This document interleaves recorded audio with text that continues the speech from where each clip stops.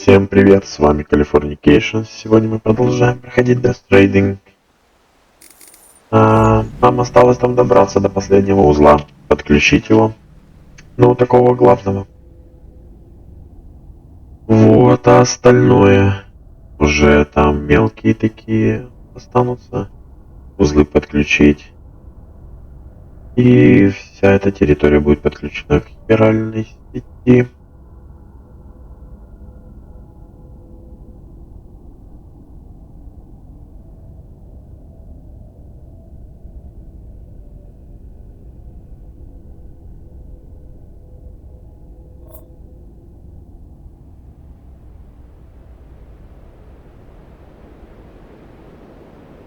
Так, продолжить.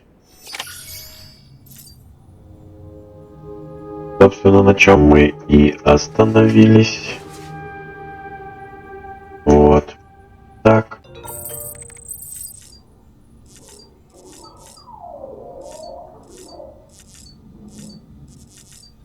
На выход.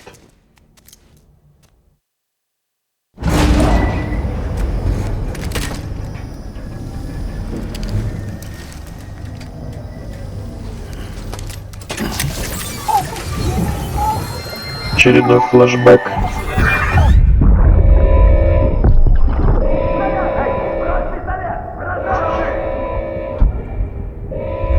Отойдите. Отойдите.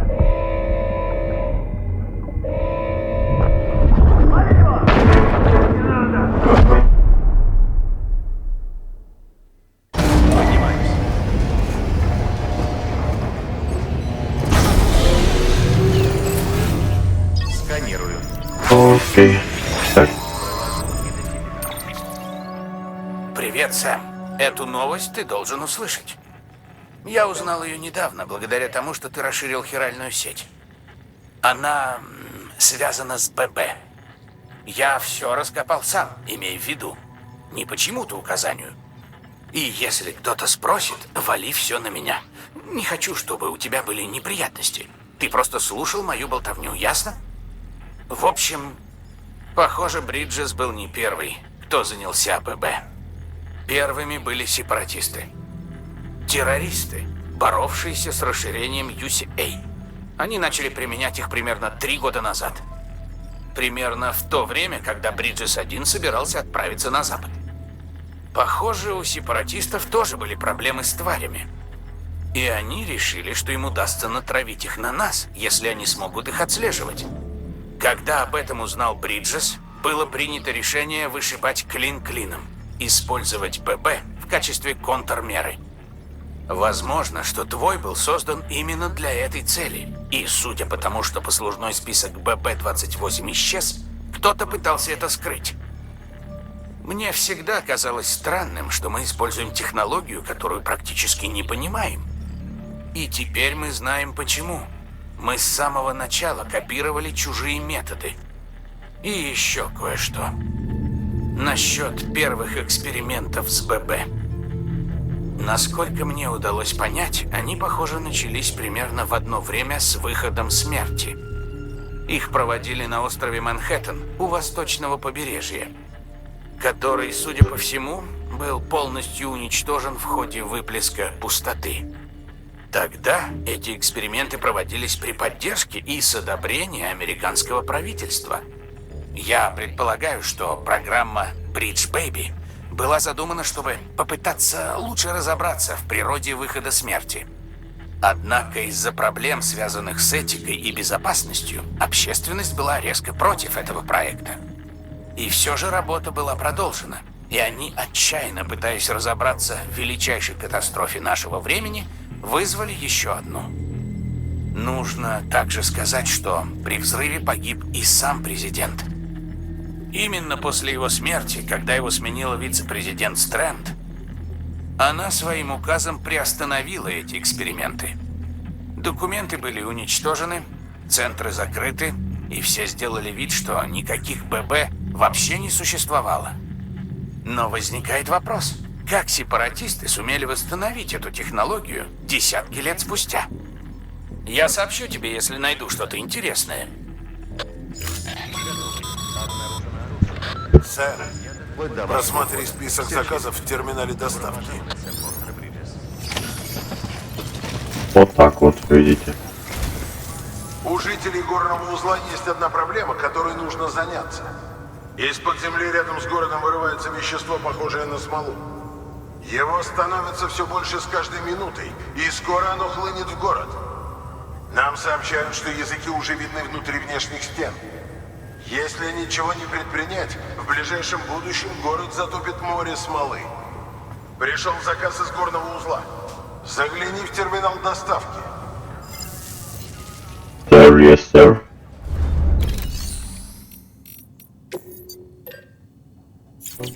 Винтовка, так. Что там роботы все принесли?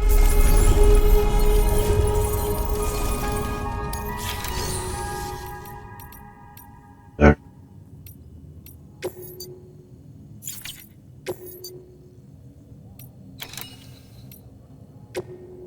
Вот это наше задание.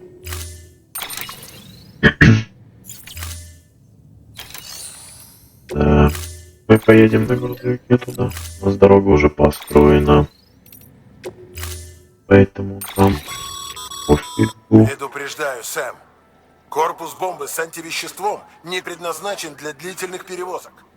Магнитные захваты, которые сдерживают антивещество, хрупки. Они могут не выдержать сильного удара или даже тряски при ходьбе или неосторожной езде. Если с корпусом будет что-то не то, сработает тревога. Постарайся этого не допустить. Потому что если бомба рванет, это будет катастрофа, от которой мы не оправимся.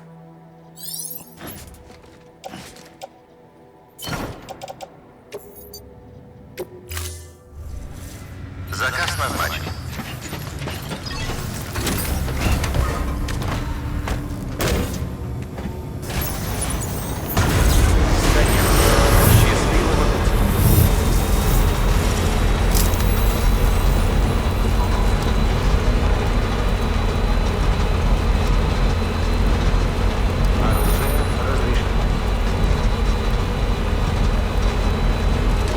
Можно пойти, короче, здесь в лагерь мулов.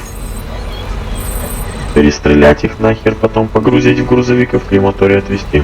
Кто-то счастлив. Но не один хер потом появится опять.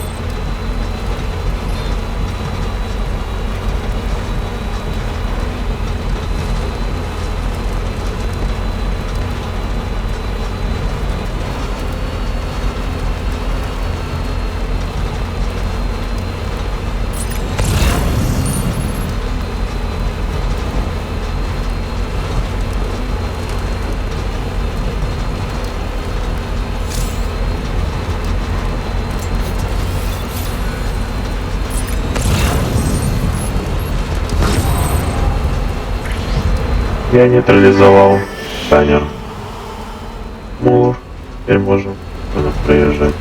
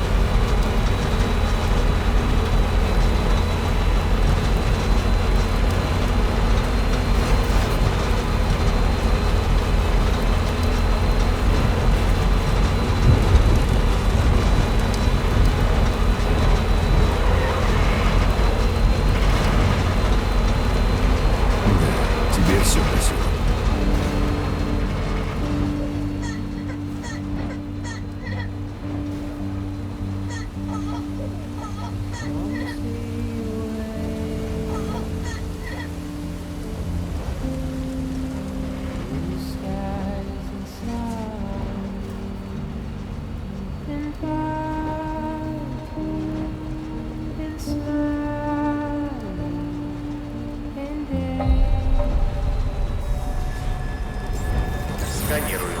Сканирую удостоверение, Бриджес. Провожу идентификацию. Готово. Обнаружено оружие. Оно будет изъято вплоть до Это вашего... походу вот эта смола там, вон, видите, летает что-то. Спасибо. Это лужа. Обеззараживание костюма. Все чисто. Они не хотят там въебать бомбу эту. Бриджес. Ну, пойдемте посмотрим.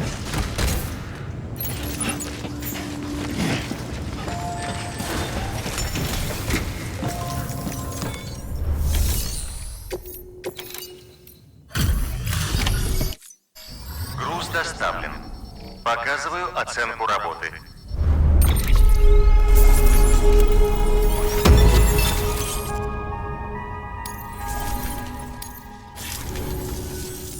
Вы что такое творите, Бриджес?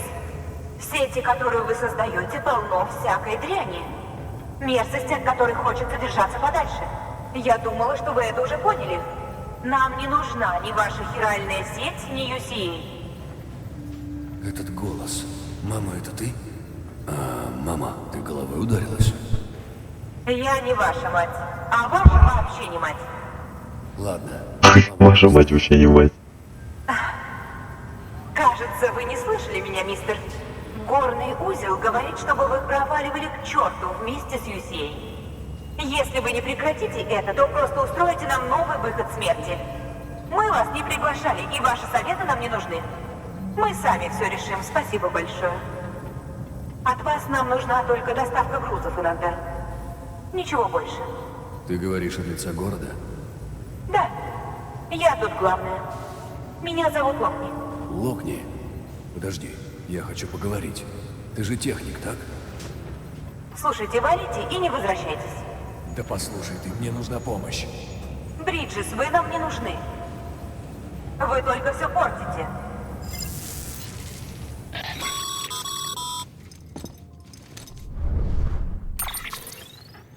Извини, что все так вышло. Там она босс и не боится устанавливать свои правила. Она нужна нам, и ее люди тоже. Мы и так потеряли слишком многих. Без горного узла мы не сможем завершить строительство хиральной сети. И что теперь? Дело вот в чем. Сэм, Локни — сестра-близнец мамы. Она из Бриджес-1 ушла потом на запад. Вторая группа совсем как мама. Мама, конечно, не настоящее имя. Ее зовут Малинген. У обеих дум способностей, и обе гениальные. Главная специализация мамы — прикладная физика, у Локни — теоретическая. Мама создала железо Кьюпида, Локни — программы. Они говорили, что могут общаться на расстоянии, что между ними особая связь. Не знаю, как это возможно, но скажу тебе так.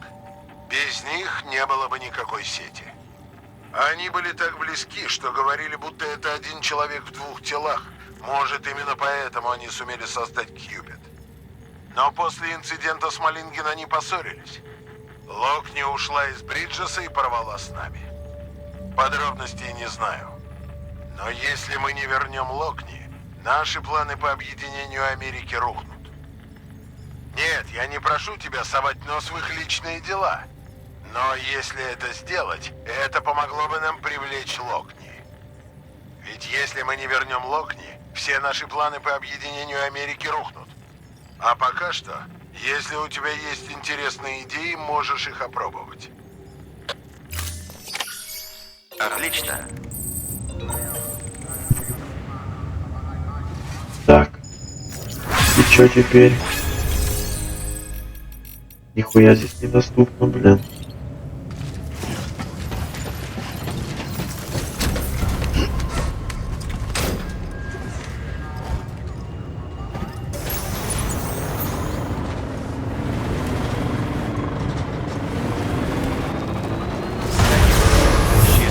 Наверное, поедем поговорим с мамой. Я так думаю.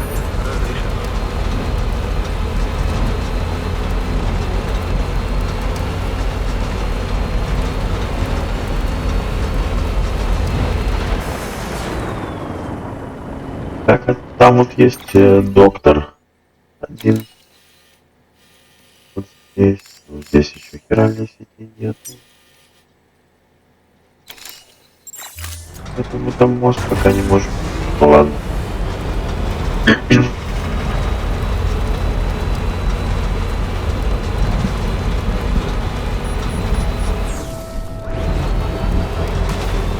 Тут снег с дождем идет, видите?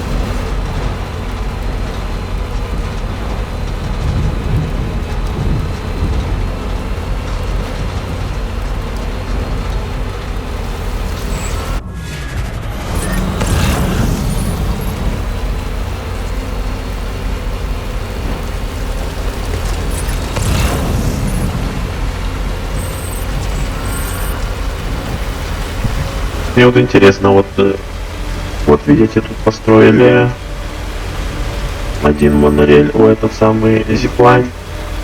И вот мне вот просто интересно, его вот построили вот куда он ведет.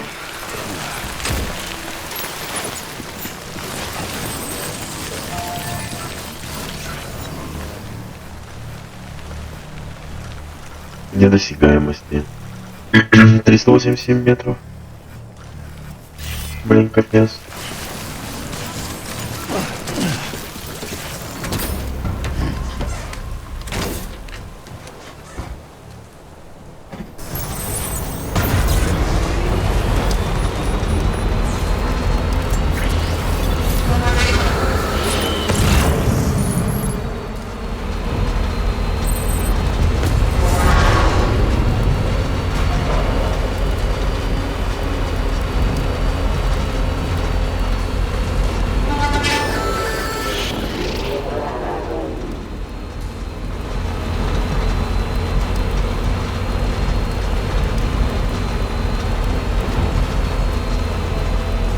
Да, уже не успеете.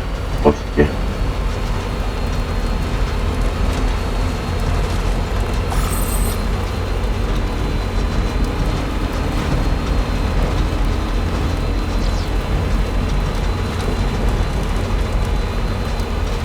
Сейчас с этого узла наберем заказов, поедем в сторону мамы. Пообщаемся с мамой, что там за Локи. Локони или кто он так его зовут. Сеструха ее, блин, такая ёбнутая немножко. Естественно.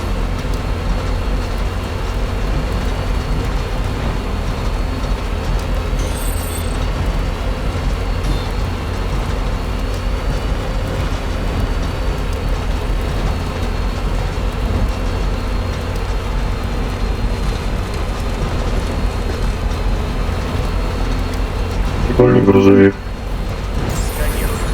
Сканирую удостоверение. Припис. Провожу идентификацию. Готово. Обнаружено оружие. Оно будет изъято вплоть до вашего обеззараживания костей.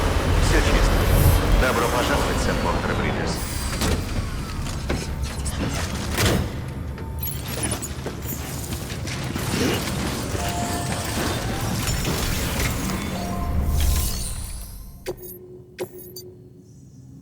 Так.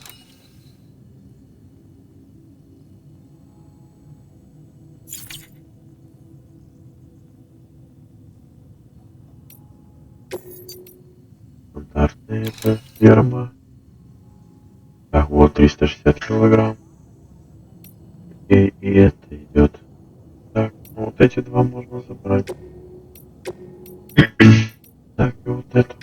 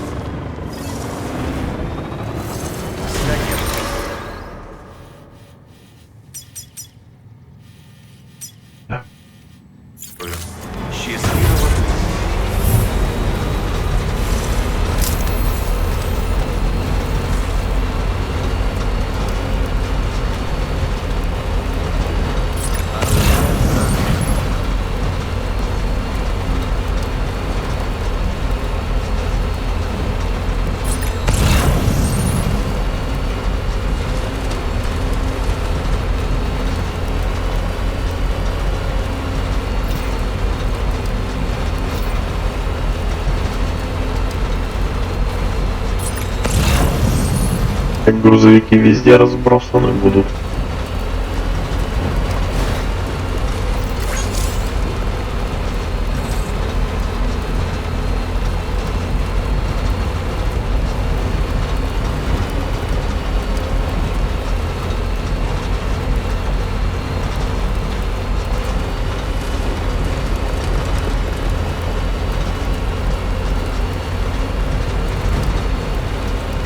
Интересно, кто-нибудь видел?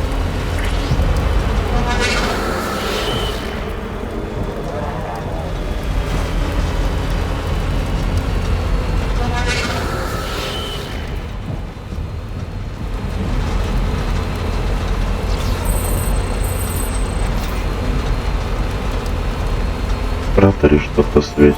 Больше нет.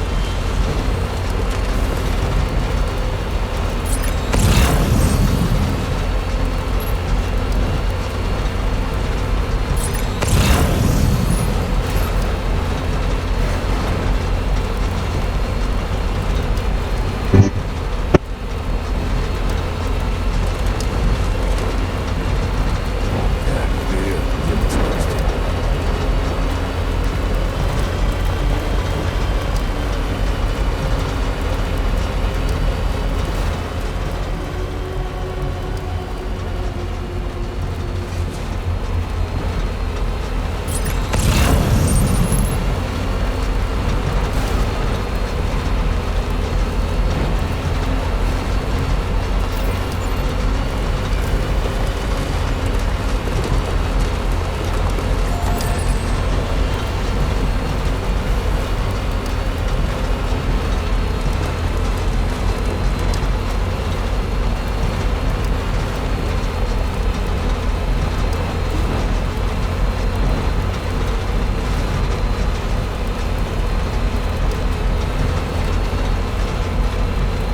Мастерство.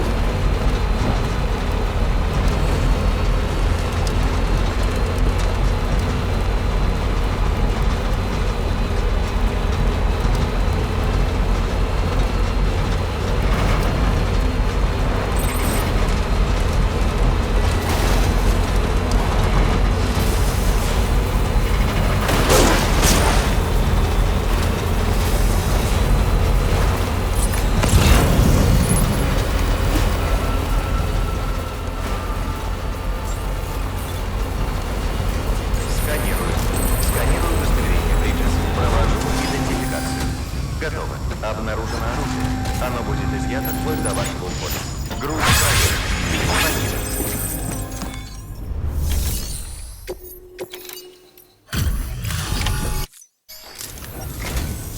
Ага. Постой, черт, как тебе удалось доставить груз в таком идеальном состоянии?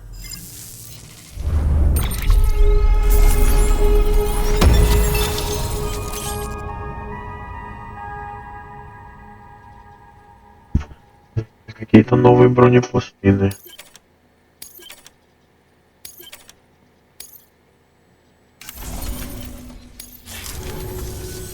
Еще увидимся, друг. 100%. Отлично. Доступен новый заказ. Так, мы сейчас возьмем заказы, которые можем. Так, ну-ка. Улучшенная броня. Она обеспечивает дополнительную защиту всего тела в сравнении со старыми моделями. Система с аккумуляторным питанием снижает урон от стрелкового оружия. И чем больше элементов на тебе надето, тем эффективнее будет защита. Но если аккумулятор сядет, амортизирующие системы не сработают. С таким снаряжением тебе нужно следить за запасом энергии. Понятно. Так, куда можно роботов ставить?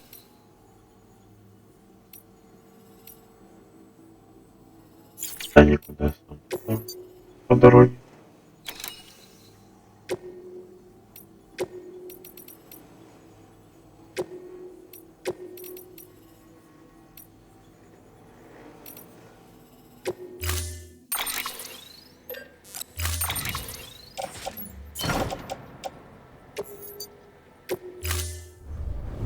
Заказ назначен.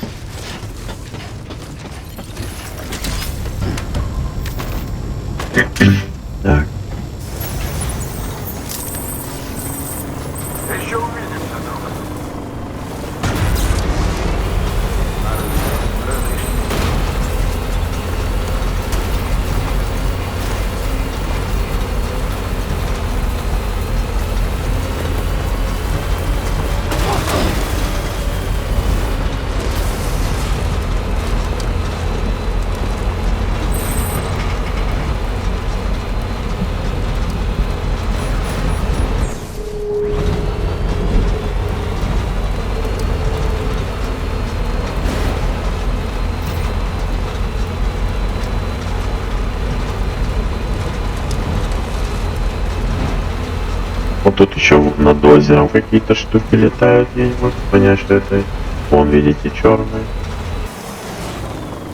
Хочу. Сейчас попробую выстрелить.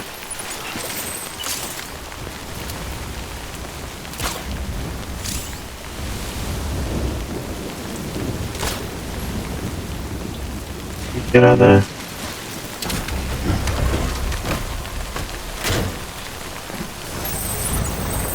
Что это такое интересное?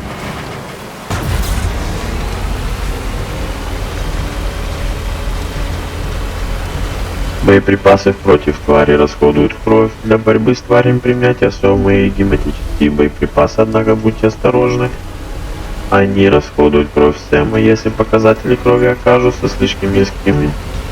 А применение таких боеприпасов станет невозможным против людей. Гематические боеприпасы эффективны не больше, но и не меньше, чем обычные патроны того же типа. Чтобы сменить боеприпасы, ла-ла-ла. Все понятно.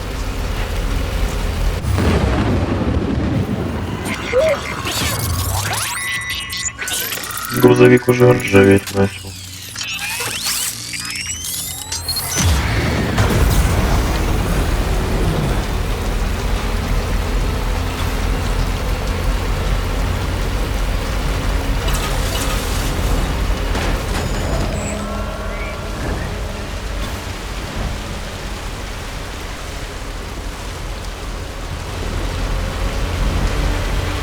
Смотрите, там он стоит, это самое зиплайн он поставлен на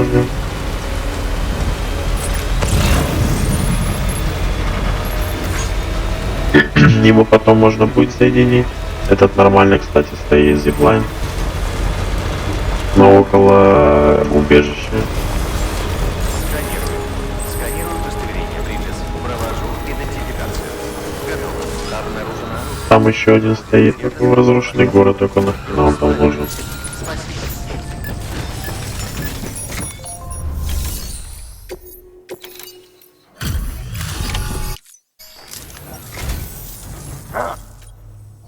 Груз. Сейчас, наверное, нам опять даст гранаты.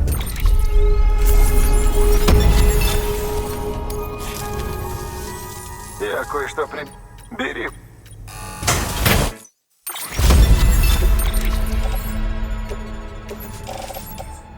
В личное хранилище. Ты вселяешь. Молодец, Сэм. Отлично. Доступ.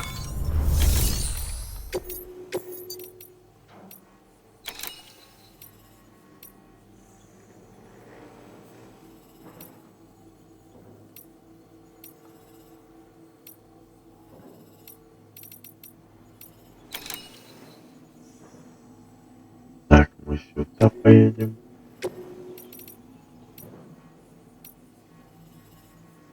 И вот южный узел тоже туда поедем. Кстати, роботов сейчас отправим.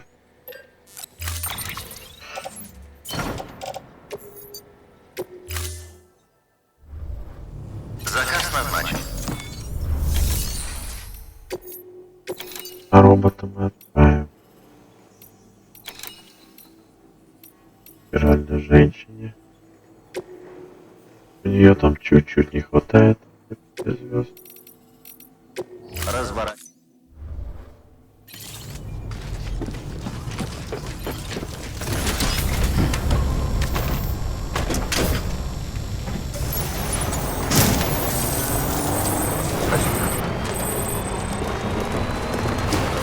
Оружие разрешено.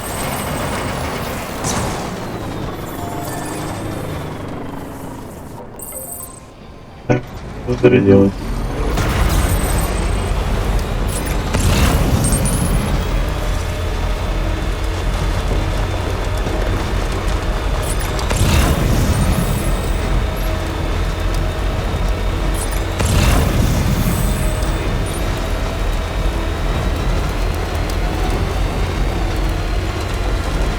Вот еще один построен. Интересно, кто-нибудь видел?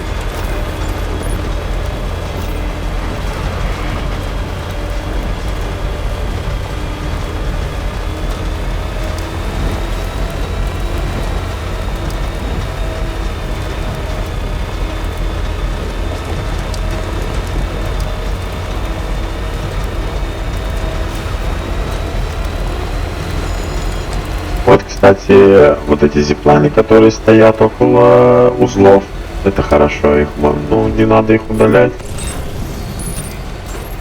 Мы потом со своими соединим их. Обеззараживание костюма. Все чисто. Добро пожаловать, сэр Портер Бриджес.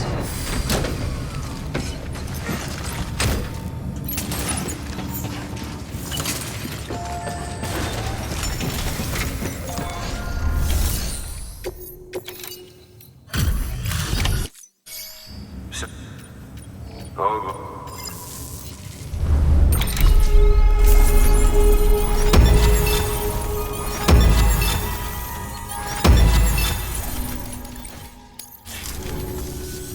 Отдохнуть время от времени. Отлично. Доступ.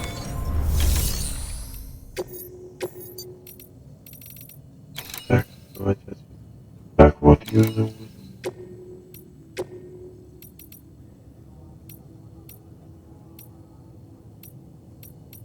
Нет, все остальное идет туда, куда не нужно.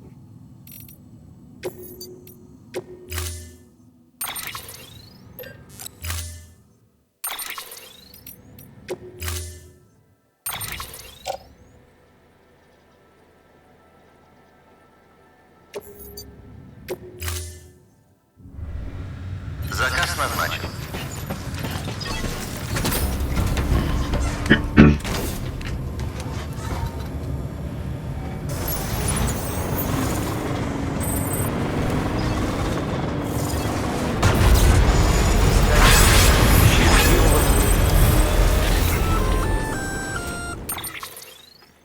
Сэм, ты здесь? Я во всем виновата. Я скрыла правду от Локни, и из-за этого потеряла ее. Она мне нужна. Возьмешь меня туда? А как же ребенок? Что будет с ним? Я знаю. Но дело уже не только в нас. Вернись ко мне.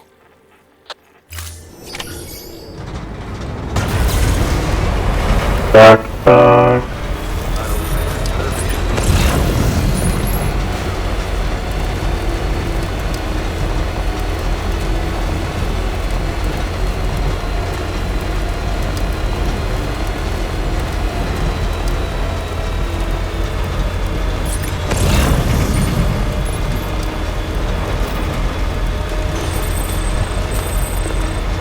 Сейчас мы заедем в южный узел, скипнем весь груз.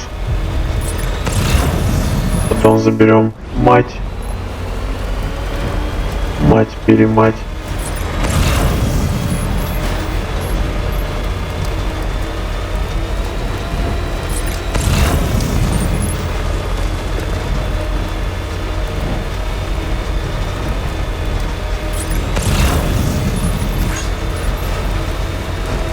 И поедем туда, к Локни обратно.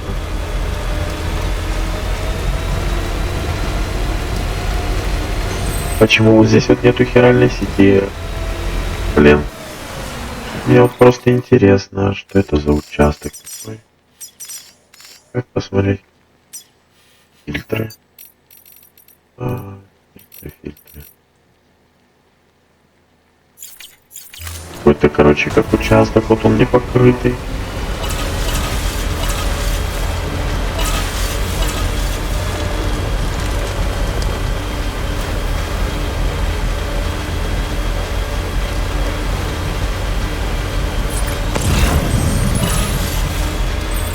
Вот видите, опять в сети.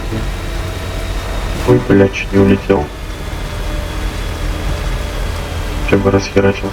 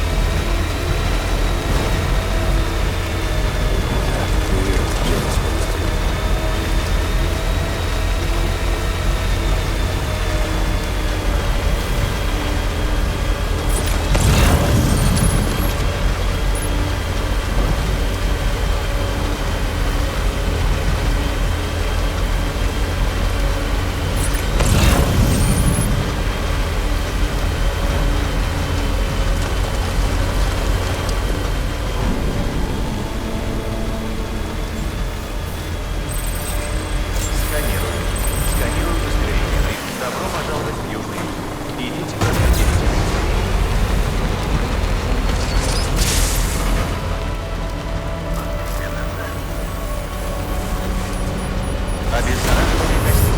Все чисто. Добро пожаловать, Сэм Портер Бриджес.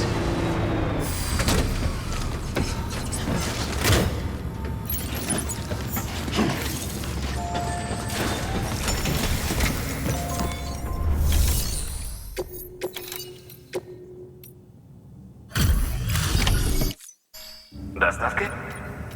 Все.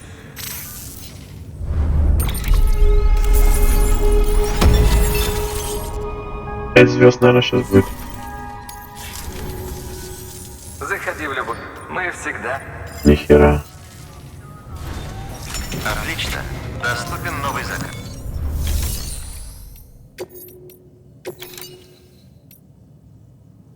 Не найден, не найден. Чего?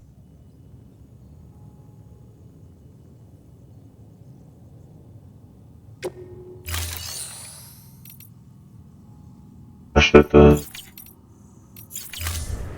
Ну-ка, давайте проверим.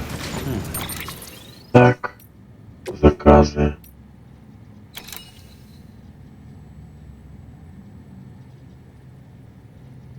Его надо было. Блин, да не, я откажусь. Его за ним надо было ехать, короче, ладно. Так. Куда робота послать? Старьёвщик. Нет, водки реально жить. Белье принесет. Какие еще заказы есть? Так. Ферма неинтересно, режиссер неинтересно. Ладно, поехали к маме. Я бы еще, знаете что, я бы, блин, грузовик бы выложил нахрен эти транспортеры долбаные. Так, якорный крюк нам не нужен. Штурмовая винтовка у нас полная.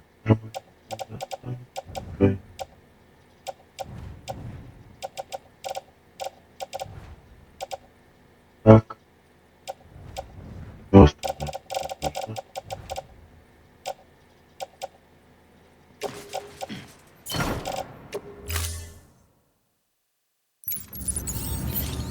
О, теперь попроще.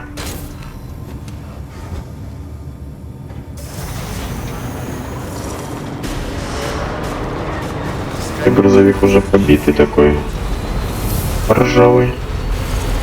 Но и все равно, как бы, блин, он бодрячком держится, потому что он у нас хералем покрытый. И ну, если был бы простой железный, блин, пиздец, он бы сейчас был просто такой ржавый. Просто жесть. Это гроза здесь рядом прямо.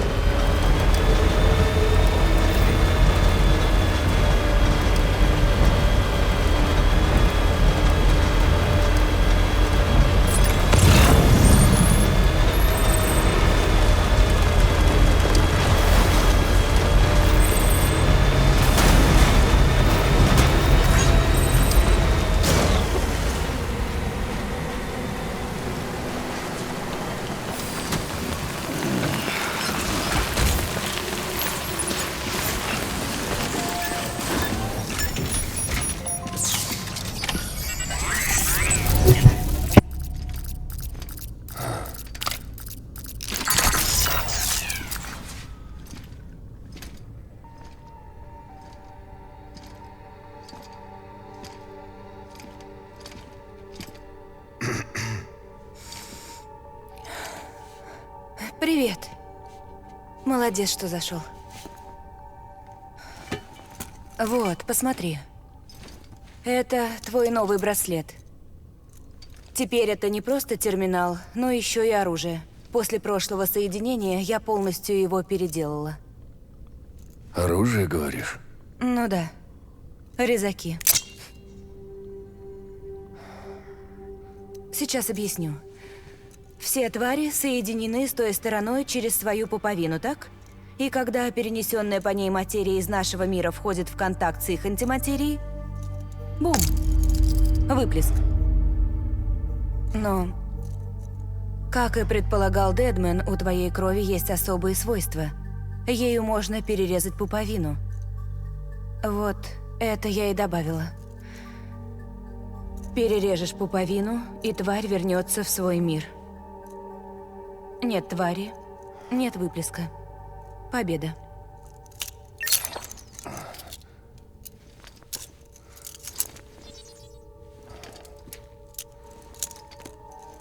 То есть их можно подрезать? Если сумеешь незаметно к ним подобраться, да. Супернаручники и резаки. Да.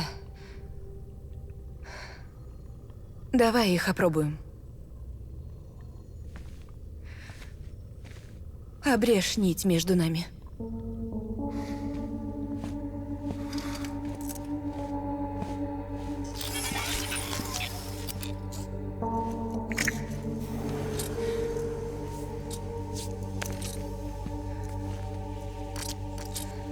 Она уснула.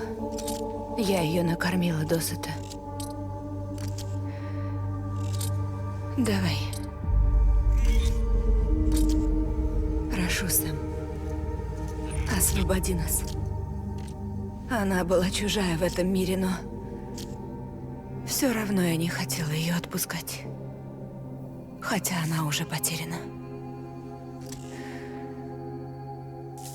Понимаешь, она не совсем моя дочь.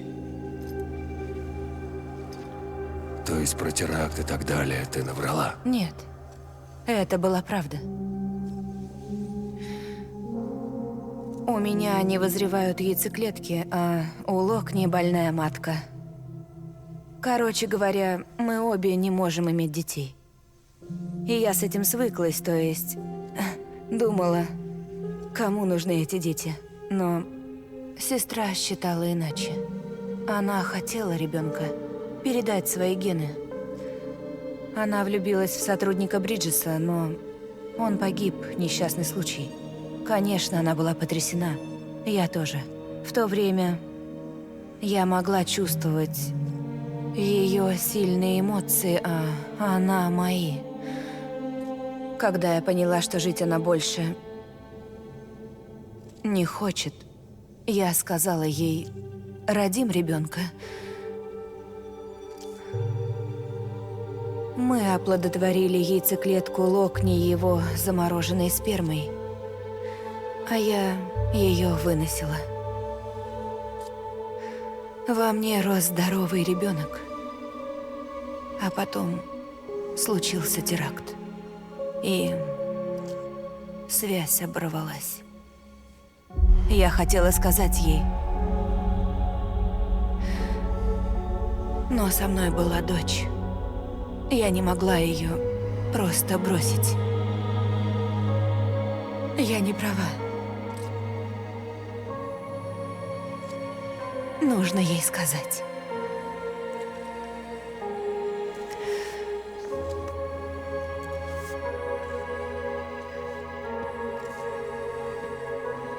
Иногда надо рвать старые связи, иначе не завести новые.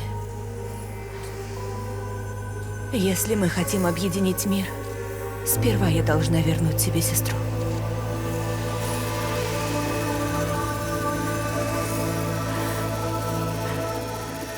Прошу, Сэм.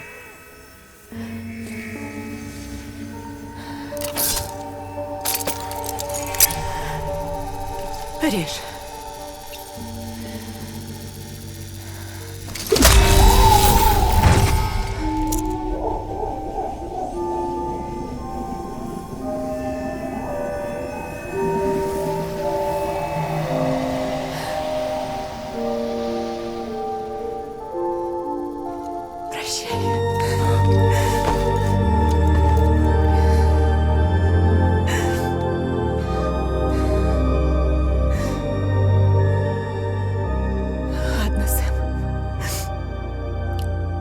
Домой к Локни.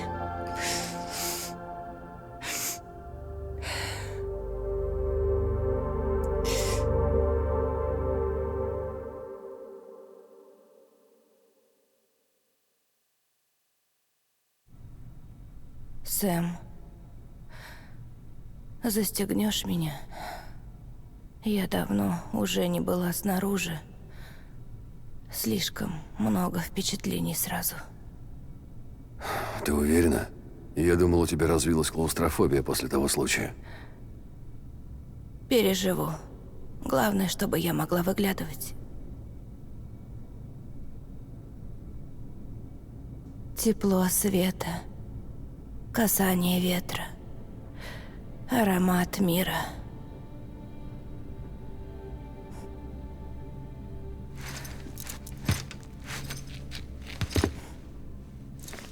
Везет тебе.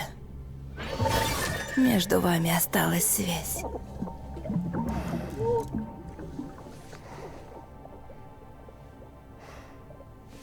Ладно, Сэм.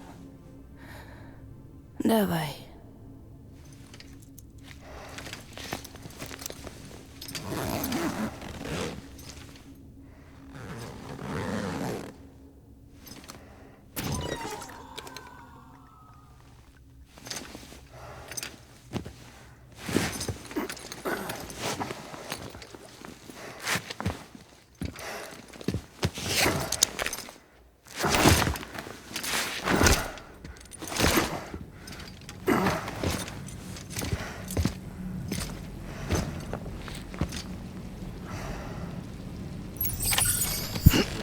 Так, и чё, блядь? А это...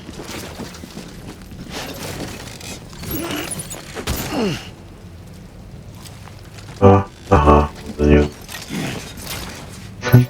Так, блядь.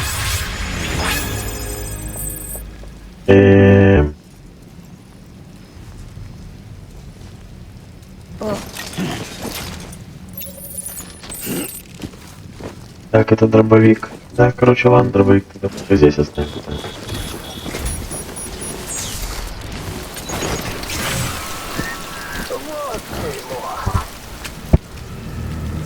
Я тут приготовил для тебя классный сюрприз. А у тебя, как я погляжу, руки заняты. Ну и ладно. Всегда можно чуток изменить правила.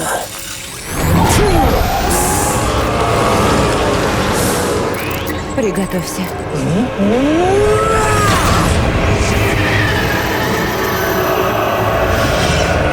Сейчас.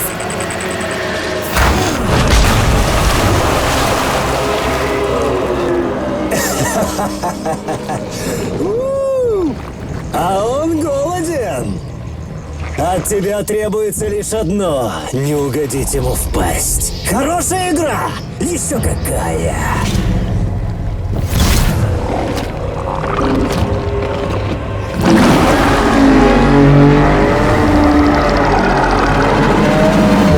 Беги, Сэм, беги!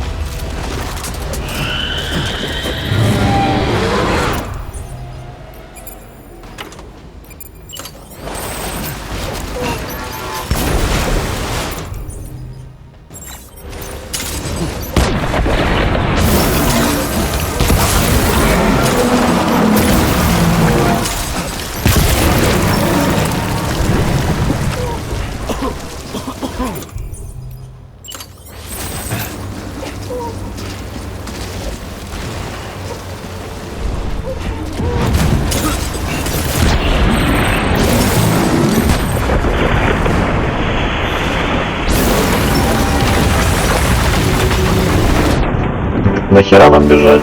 Завалим нафиг и все. Делов-то.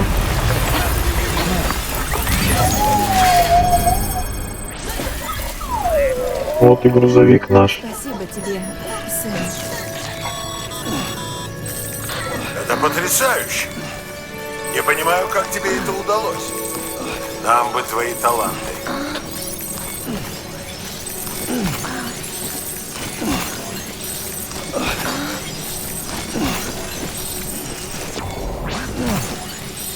А чё она так стонет?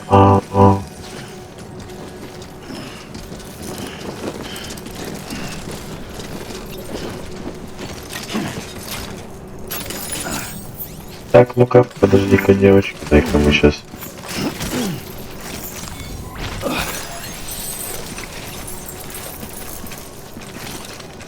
А чё, я в грузовик сесть не могу, что ли?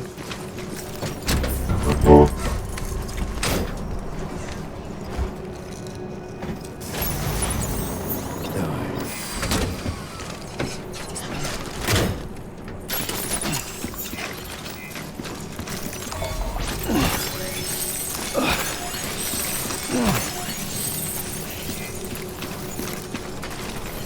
Так.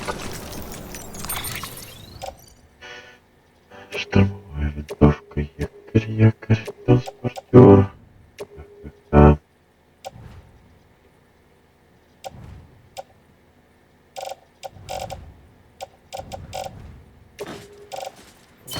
Транс.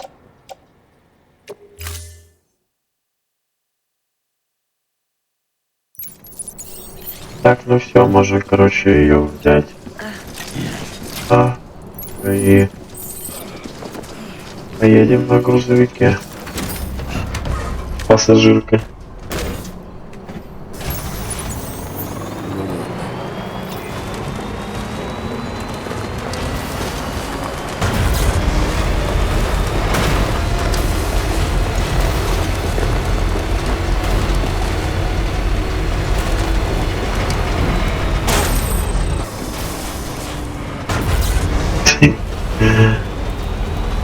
Чуть-чуть не вписался.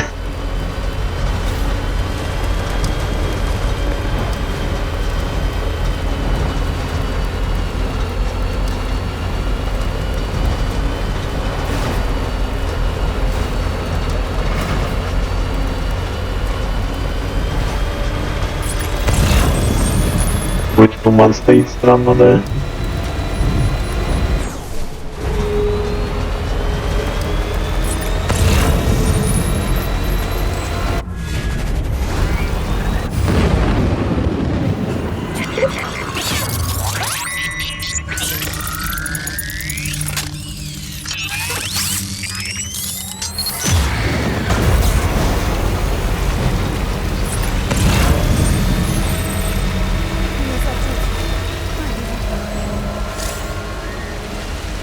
Перерезание пуповины твари. Находясь рядом с тварью, нажмите F, чтобы перерезать ее пуповину. Тварь с пуповиной можно отправить обратно в мир мертвых. Подкрашиваясь к ней сзади. Подкрашиваясь к ней, использовать интерес. Блин, ну это тоже, знаете, такая... Как бы, блин, подкрасться к твари, ну, блин. Хз, как говорится. Так, мой дробовик потерян, типа. Его там могут потом доставить в личное хранилище другие ребята. Больницу, в которой я была, разрушил мост. У меня до сих пор кошмары. Я все еще слышу треск и потом, как все рушится. С тех пор я до смерти боюсь мостов. И да, я знаю, как это звучит в связи с нашим работодателем. Темноты я тоже боюсь. Больше не сплю. Не могу.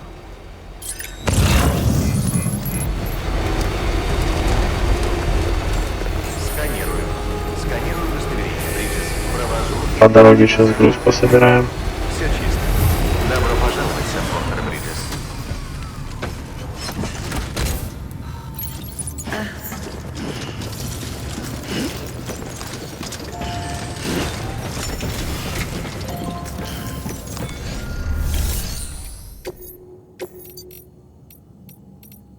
Так.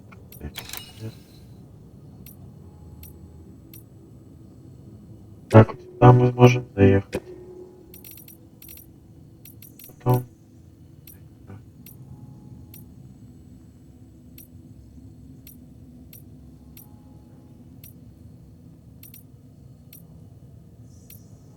Всё.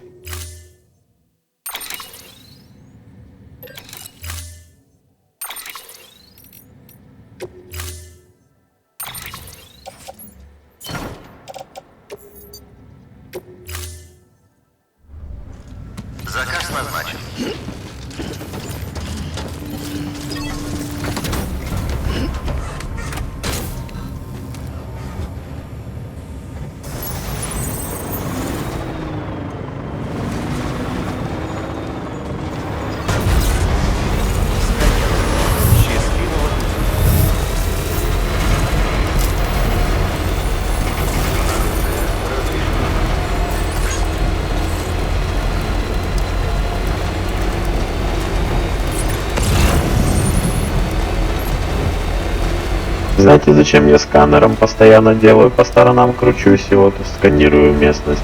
Это для того, чтобы открыть чужие постройки. Вот видите? Как бы вот мост, если я сейчас его просканирую. Видите, он зелененьким отображается стал. Как бы, ну... Мне это нужно, чтобы потом на карте их видеть. Чтобы я что-то мог удалить, там то, что не нужно. Допустим, тут есть какие-то нужные постройки. Я думаю, что вот этот зиплайн можно связать вон с тем, видите, на горе стоит. Это туда можно будет к этому без проблем попасть. К старейшине.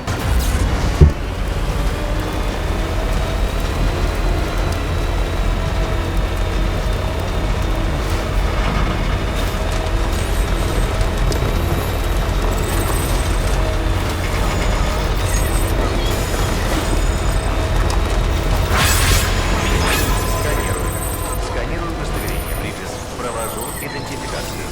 Готово. Обнаружено оружие. Ну, это компьютер. Вплоть до вашего Это тоже курьеры, мобы. саппортер припис.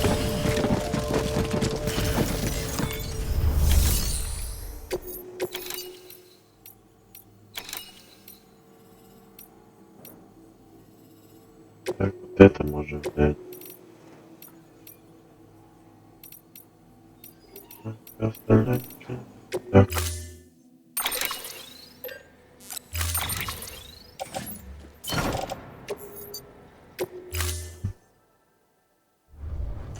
Заказ назначен.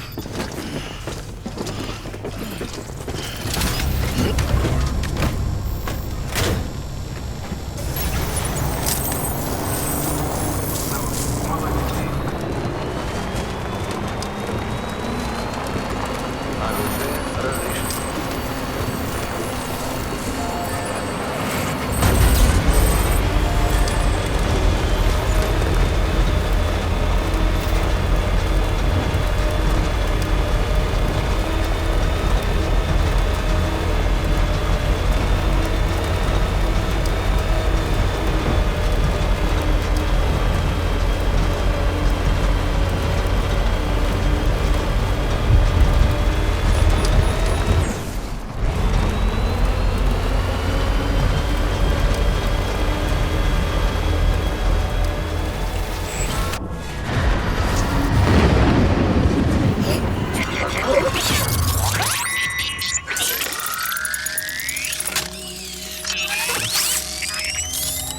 Какая-то молчаливая.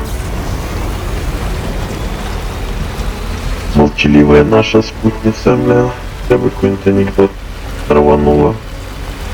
Сидит, блядь, в мешке, молчит.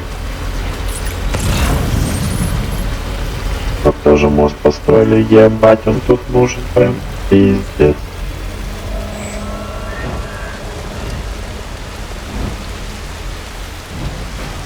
Ладно, еще вот эти зонты строят, там, ну, там восстанавливать эти ящики, там, то, что разрушается дождем, ну, блядь. Мосты строить просто посреди поля, блядь. Блядь. Генераторы нужная тема, там, подзарядка, там, экзоскелетов, там, своих батарей и техники. It's okay.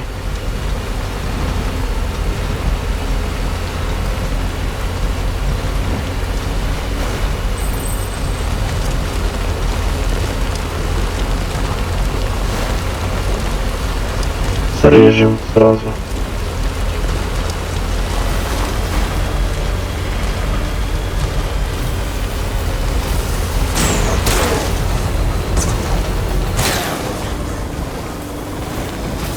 Класс.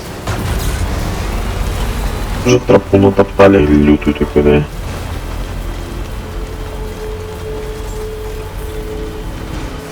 Сканирую. Сканирую удостоверение, припис. Провожу идентификацию. Готово. Обнаружено оружие. Оно будет изъято вплоть до вашего ухода. Груз проверен. Спасибо.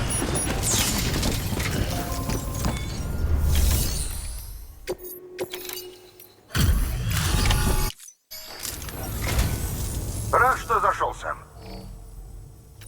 Ха-ха. Думаю, наверное, сколько звезды. О, я думаю, даже 5 сейчас будет. Да. Я думаю, 5 звезд будет. Да. Сразу. Ништяк. Да, можно больше не заезжать. Сейчас нам дадут наклеечку на штаны. Слушай, я приготовил для тебя подарок. Давай, да.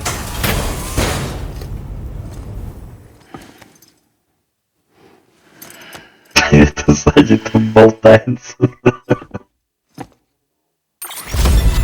Ей. Эй, Сэм, Отлично. Доступен. Так. Вот эту можно взять. Поехали.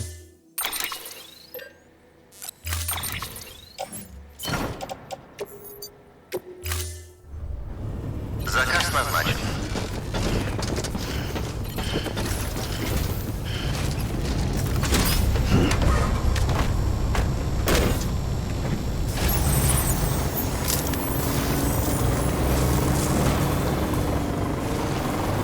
Ну чё, мама, как тебе наш зелок ржавенький?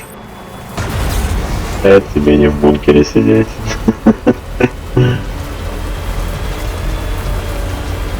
Блять. Вот. Сука, вот нахуй он его тут построил, блять. Вот я о чем и говорю, вот и надо, блять. Дебилизм, нахуй. Реально так. Прямо сейчас.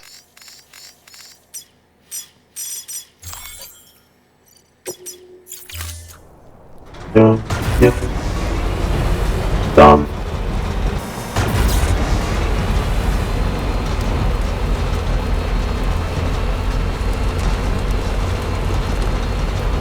Вот это it's окей, подзарядка. Батарею чуть-чуть подзарядить можно.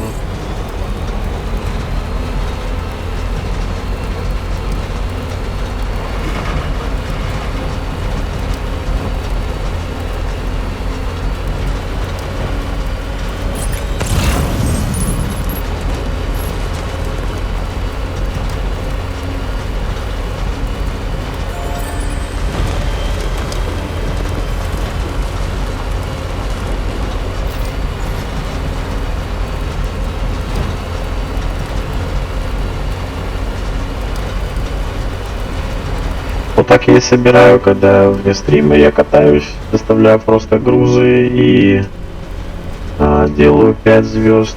В каждом убежище это повышает пропускную способность хиральной сети, то бишь вы можете больше построек строить. Вот, и вам потом доступны там более крутые заказы в этом убежище. Ну и плюс оборудование вам дают самое лучшее, какое есть за 5 звезд. Если вот вы видели, изначально нам дали бронепластины. Сейчас нам в этом убежище уже можно, ну, не можно, они нам предоставили уже 3-го уровня бронепластины. Можно их вкепаться, короче, обвешаться и просто идти молотить этих мулов.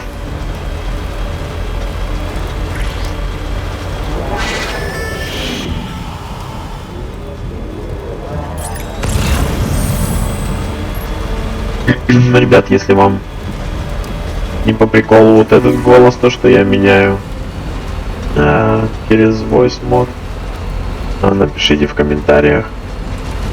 Там есть другие голоса. либо вообще не нравится.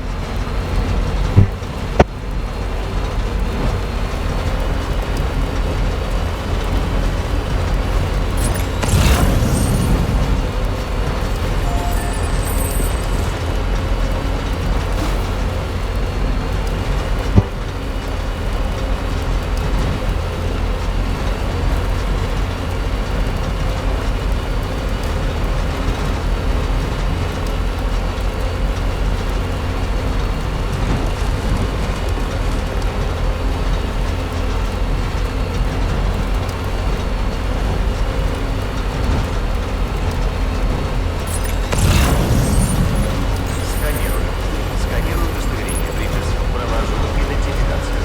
Готово. Обнаружено оружие. Оно будет изъято вплоть до вашего ухода. Груз. Обеззараживание костюма. Все чисто. Добро пожаловать, сэр Портер Бридес.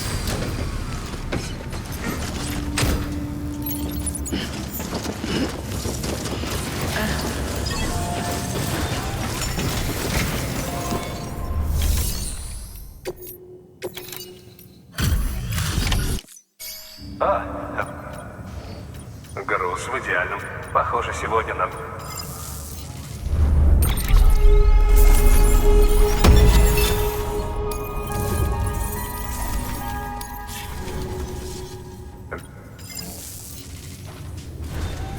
Отлично. Доступен новый.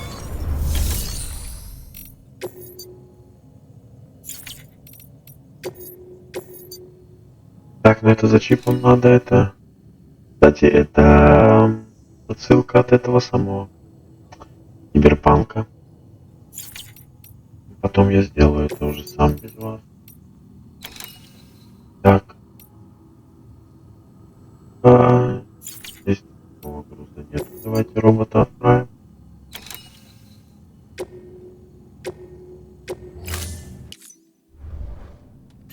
Так, ну все тогда. Едем дальше в горный узел.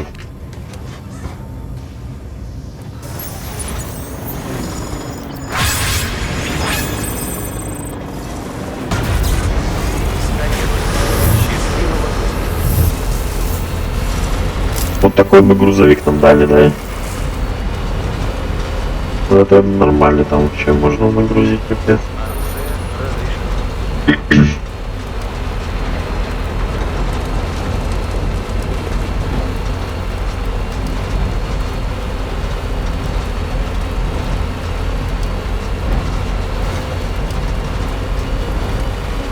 Через всю Америку проехали с бабой в мешке. Охренеть.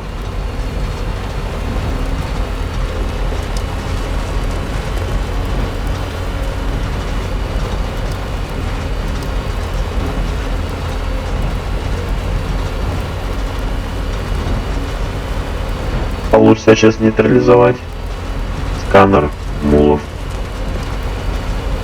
Посмотрим.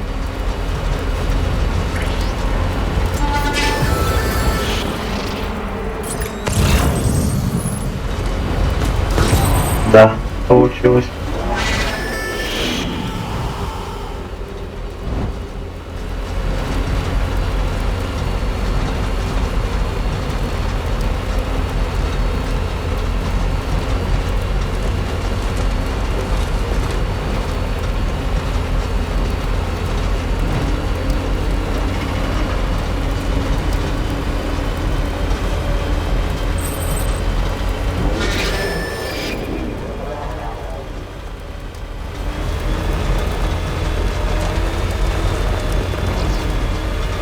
Вот этот мост здесь в тему стоит, как бы через речку.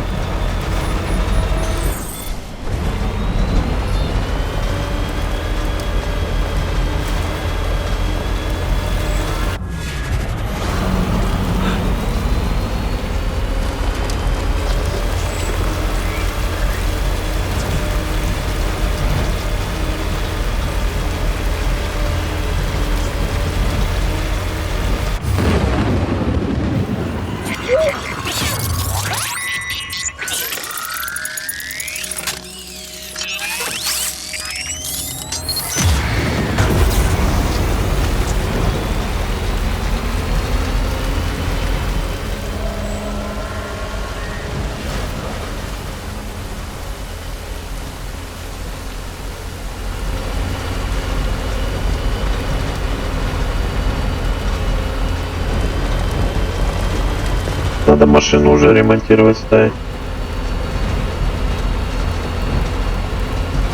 Эй, Сэм,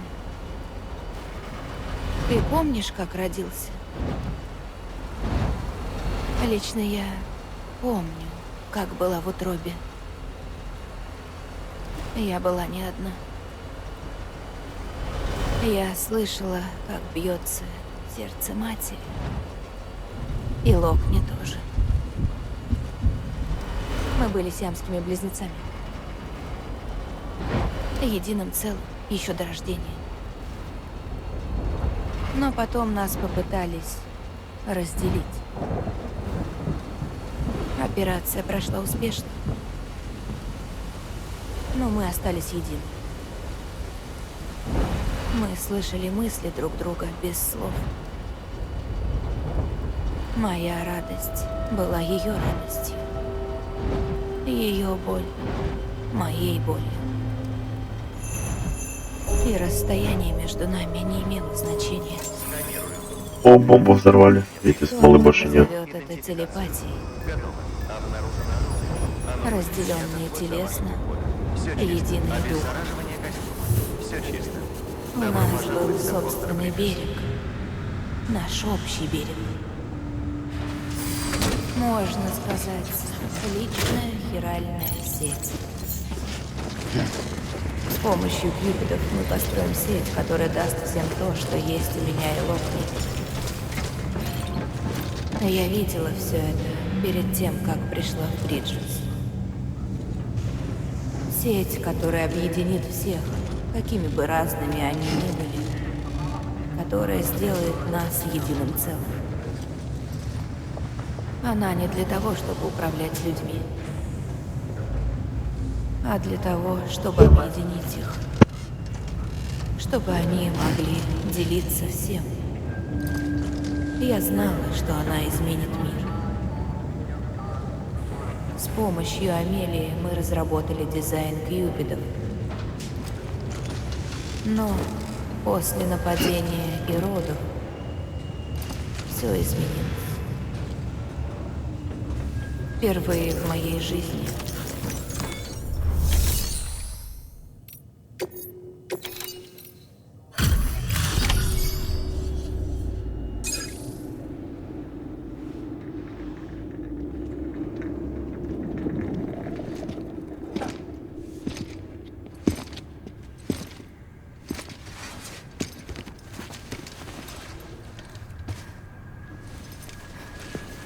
Малингин, нет.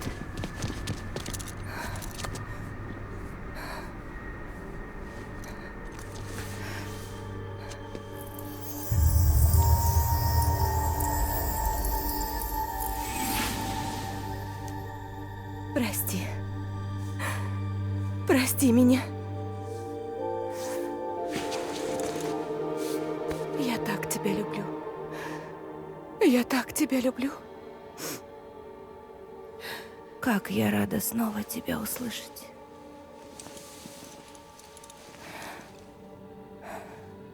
Надо было сразу тебе рассказать.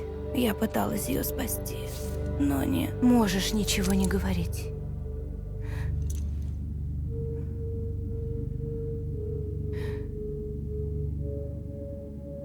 Локни, почини его, Кьюпид. Я не смогла спасти нашу дочь, но ты сможешь спасти наш мир. Только ты. Я люблю тебя. Слышишь? И буду любить. Всегда.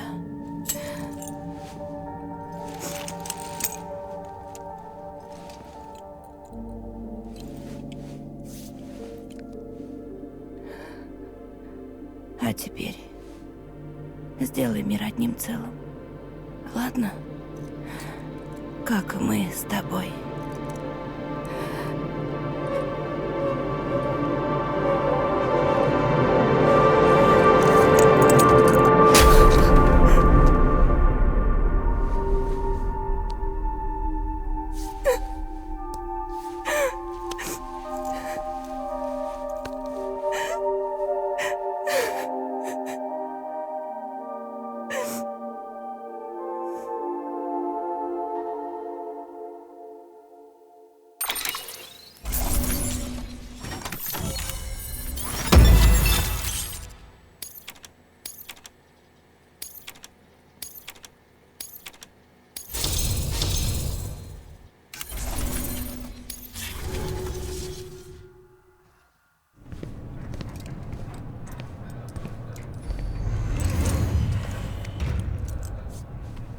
Она через такое прошла.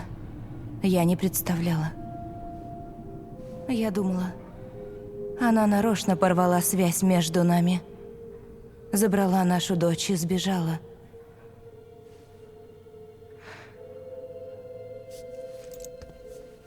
Я починила Кьюпид, как она просила. Теперь лимитер должен работать как положено. Но есть один момент. Прежде чем приступить, я пристально изучила программный код. Его явно кто-то подправил. Либо меня уже память начала подводить. Кто-то переписал твой код? Ну, не целиком переписал. Скажем так, это была не моя последняя версия. Но ведь из-за этого мы с Малинген наконец снова встретились. Может, виновных далеко искать не надо?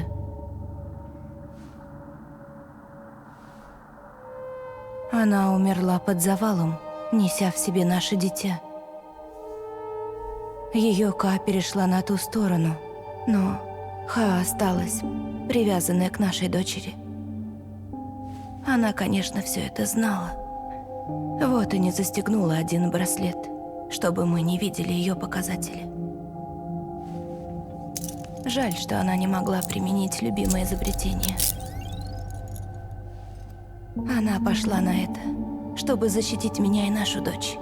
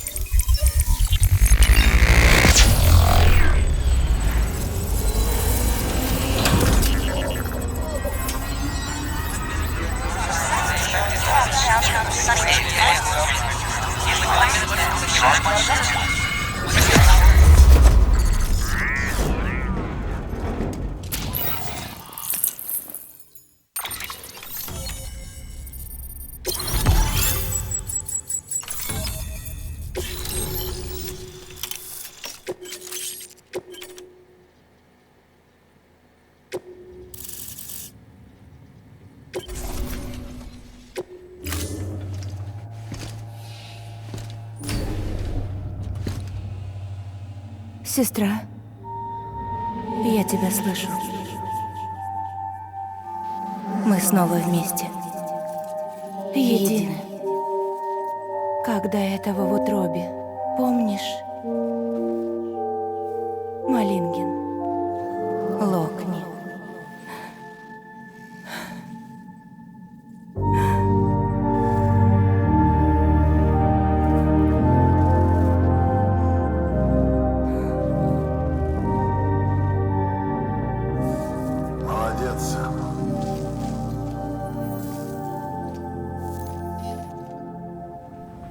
Благодаря тебе у нас появился контакт с крайним узлом.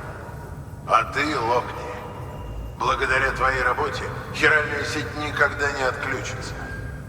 Вместе мы, возможно, пройдем на запад до конца.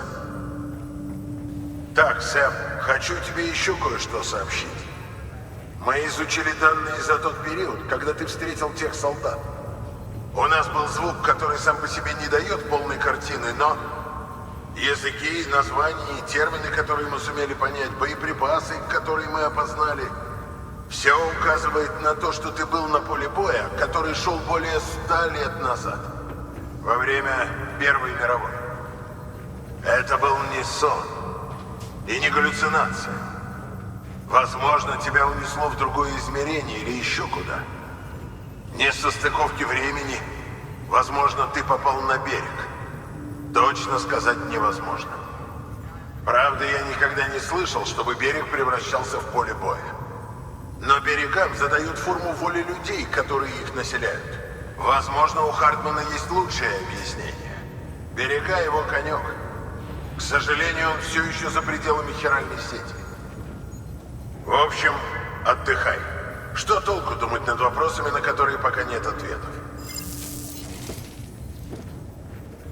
Сэм, мы высоко.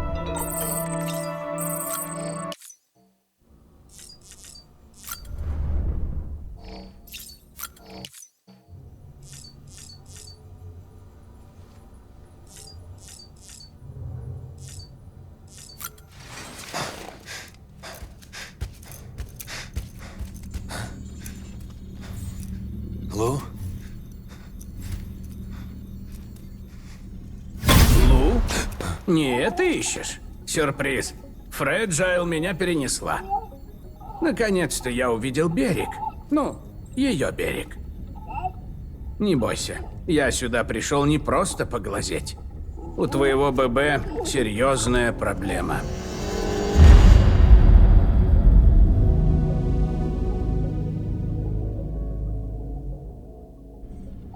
Ты помнишь, я говорил тебе, что этот инкубатор соединяет ББ по хиральной сети с некроматерью в штаб-квартире? Каждый такой ребенок – настоящий мост между нашим миром и той стороной. Их место не здесь и не там, с тварями. Они существуют ровно посередине, никак не тяготея ни к тому миру, ни к другому. Но ББ-28 почему-то все больше и больше склоняется к миру живых. К тебе, Сэм. Нам вместе лучше. Вместе? Сэм, ББ прибор, а не человек. Мост – да, дитя – нет. Так в чем проблема-то? Этот прибор, орудие, превращается в живое существо. Оно растет. Мозговая активность повышается. Накапливаются воспоминания. ББ-28 обретает самосознание, как настоящий ребенок.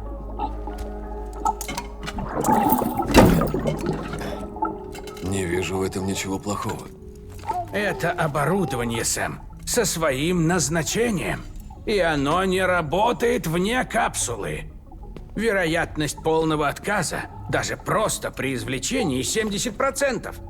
Хотя уже не важно. Через пару дней оно перестанет функционировать. Перестанет? Именно. Даже капсула не спасет. Вырубится. Что же делать? Перезагрузку. Его придется оставить у меня. Я перережу нить между вами и проведу операцию его воссоединения с той стороной. Я как бы подтолкну его к нужному месту, которое оно должно занимать посередине между миром живых и мертвых. Но это значит, ты на время останешься без ББ. Это точно поможет? Конечно. Но есть тонкость. Операция может стереть память. Стереть? Лу меня забудет? Ничего. ББ будет работать как положено. Просто доверься мне. Давай. Говорю тебе, все очень просто. Жмешь сброс и перезагружаешь.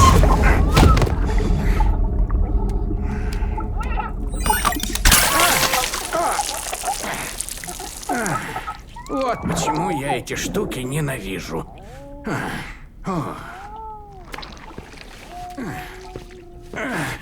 Сэм. Я и так уже вернулся с берега весь грязный. А тут еще и от ББ получил такой подарочек.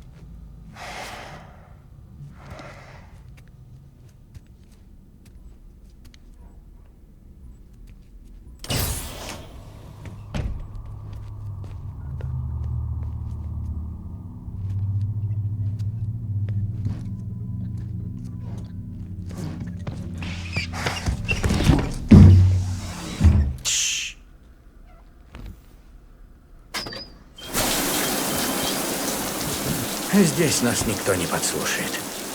Мы наедине. Тут нет ни микрофонов, ни камер, чтобы читать по губам. Поближе.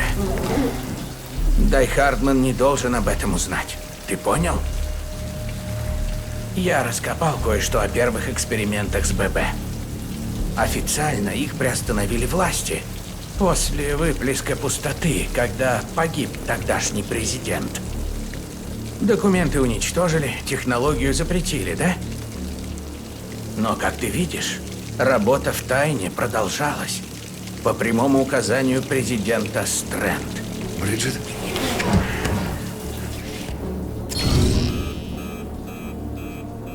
ББ посчитали ключом к разгадке тайны выхода смерти. У нее были большие планы. Их создавали не просто как детекторы тварей. Она хотела встроить их в хиральную сеть, чтобы открыть проход на берег. Но ни один из этих планов не осуществился. А теперь технология у террористов в руках. А как в этом замешан Дай Хардман? Я боюсь выяснять. Я не знаю, как давно он работает на Стрэнд. Не знаю даже, какое у него имя и лицо. Я думал, ты знаешь. Вы с ним дольше знакомы? Когда мы познакомились, он уже носил маску. Что-то там из-за ожога лица. Ну да, извини. Все данные за тот период засекречены по высшему уровню. Я так полагаю, доступ к ним имеет лишь директор. Но хиральная сеть открывает другую возможность. Скомпилировав фрагменты доступных данных, разбросанных по всей стране, я, возможно, смогу составить более полную картину событий. Будь осторожен, Сэм. Они следят.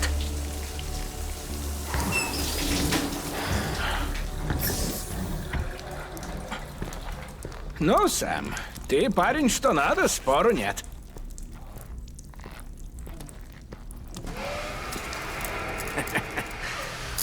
Но зато не нужно тратить время на стирку. Ты ББ почини, ладно? О нет, чинить придется тебе. Без твоей помощи не обойтись. Сходи наверх, загляни в терминал доставки, когда будешь готов.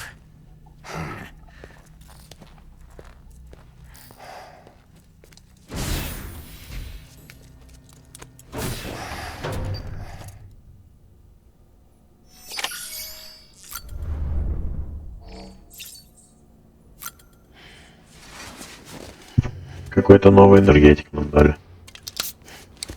Ну, ребята, немножко, наверное, я думаю, вы начинаете уже, да, вникать, что к чему.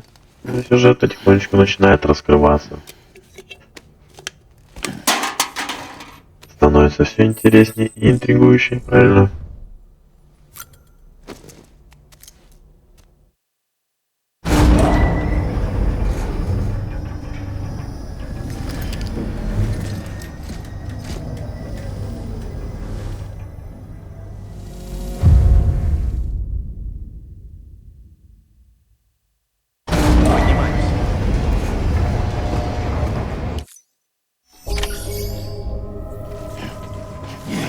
Так, ребят, на сегодня все.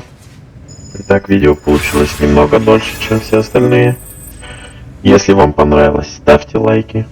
Подписывайтесь, чтобы не пропустить следующее видео. Увидимся в следующей серии. Всего доброго. Пока.